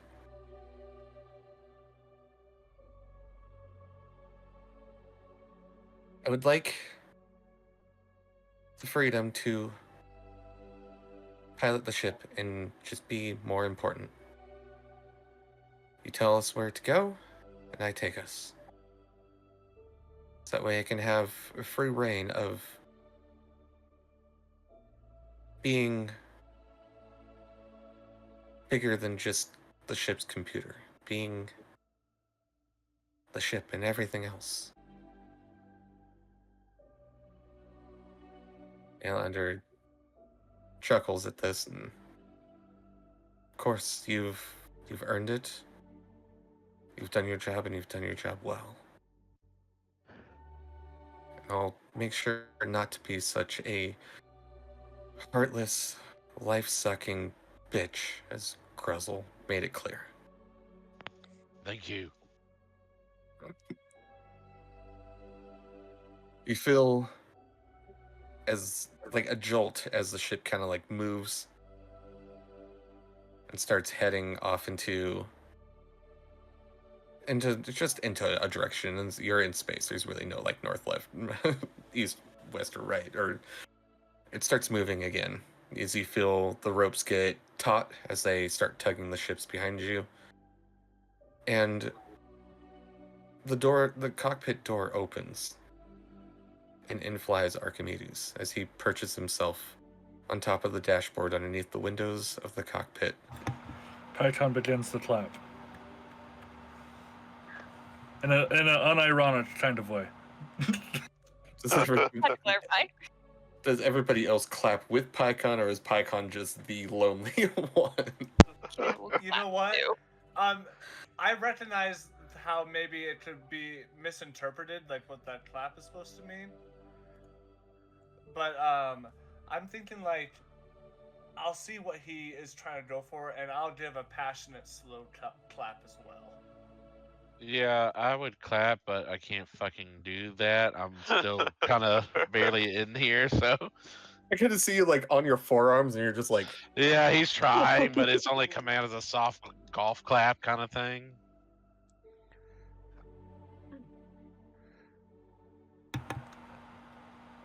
If everyone doesn't mind, I would like to say something. and like the Outlander turns towards your direction and says, "Of course, Pykon." A lot of things terrified me today. Not only with my life on the line, with my friends' lives on the line, and the trust that's been broken between friends. I just want to get the record straight. That from here on, it's a new step forward. That no matter what you guys end up deciding to do, coexistence should be the thing you both strive for. And eventually step on further from there. But I think our next song should be dedicated to Archimedes.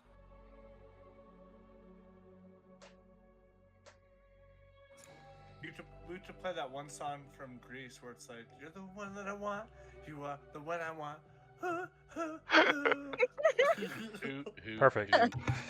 But Yeah, but we'll say segue. who, 'cause he's a bird.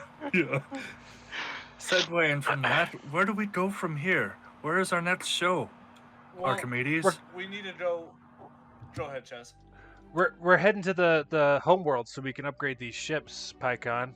In fact, I didn't want to undercut the mood, which is why I was holding back. But now that we got through the really deep stuff, Archimedes, I was thinking we upgrade you to the consultant of the band, and I was going to see if you wanted to be my wingman when we land, because you already know the scene, and I think you got some good pointers when we get out there to the strip. Be our PR manager. Maybe And to be HR honest, I mean, Oh, HR would be good too. I mean, to be honest, I think out of everyone on the ship, well, Archimedes, it seems like you have the biggest power to take control of a situation, as was demonstrated prior. So I think this would be a good role for you. Archimedes kind of like hops around the dashboard where he's perched at. Says, "I would love to be more a part of the band, and just be a part of you guys. I can't necessarily say that I would be a good wingman, because when we land, there could be a lot of work that I need to do." You should take a couple days off. Work that we. Hey, and maybe if you're feeling bored every once in a while, maybe we could, set up a room within the ship to where we can practice with, some like sound and like some. This is all leading towards like he should make us a studio in the in the show. A recording studio. Recording studio, like with a sound booth and everything. Yeah. The Archimedes just kind of like hops around happily and be like, "I'd love to do whatever I can to help. That's what I'm good at." And like, as far as Chazz's comment about like taking a few days off to show you guys around and just kind of like be there and like translate if you need it, or just like kind of be that wingman of like, yeah, these guys are with me. Archimedes looks up at the Outlander, and the Outlander nods and says, "Of course, I think that will be quite all right." And the Outlander looks at all of you and says, Are we good to go?" Yeah, we should bring it in. And I just throw my hand out. Yeah, Pykon puts his hand on Ned's like, it's, having a life or death experience brings us all closer together. Yeah. Oh, yeah. Go ahead. Luckily, Ken was with you, because I think it probably would have went poorly if it was just you. You know what? I had stuff in my back pocket, and I had things handled. Ken just put a bow on it. Thank you, by the way, for your efforts. Thank you. I appreciate what you did. But I think I had it. God He damn. rolled a fucking nat 1. Is everybody putting their hands in for this? Yeah. Patch definitely is. Yeah, Gruzzle puts his like fucking just pinky in there. Yeah. Yeah. We're just gonna sit on the top of all of them because she's Yes. small. Yes. It Yeah. would follow after everyone else. I look over Elazar at will the put his patch. hand. Yeah, oh, sorry. Go on. I was saying Lazon put his hand in, just chill. Yeah, like so you guys start putting your hands in one by one. The Outlander puts her hand on top, and that's when Lyra kind of perches down, and then you hear the mechanical flappings of some wings as Archimedes flies over into the middle and puts a wing on top next to Lyra. Riff rats on 3. 1, 2, 3. Riff Rat! And with that, the Outlander turns to look out the window of the cockpit, and instead of walking over to like where the steering wheel would be or anything, she just walks up to the window. Archimedes perches himself on the Outlander's shoulder, and she looks over to him and just says, "Take us home, friend." And the owl just kind of like nods, and the ship heads off into the next rift. And you guys are on your way. And we are going to Wow. end tonight's session Oh, there. what a beautiful Hey. session.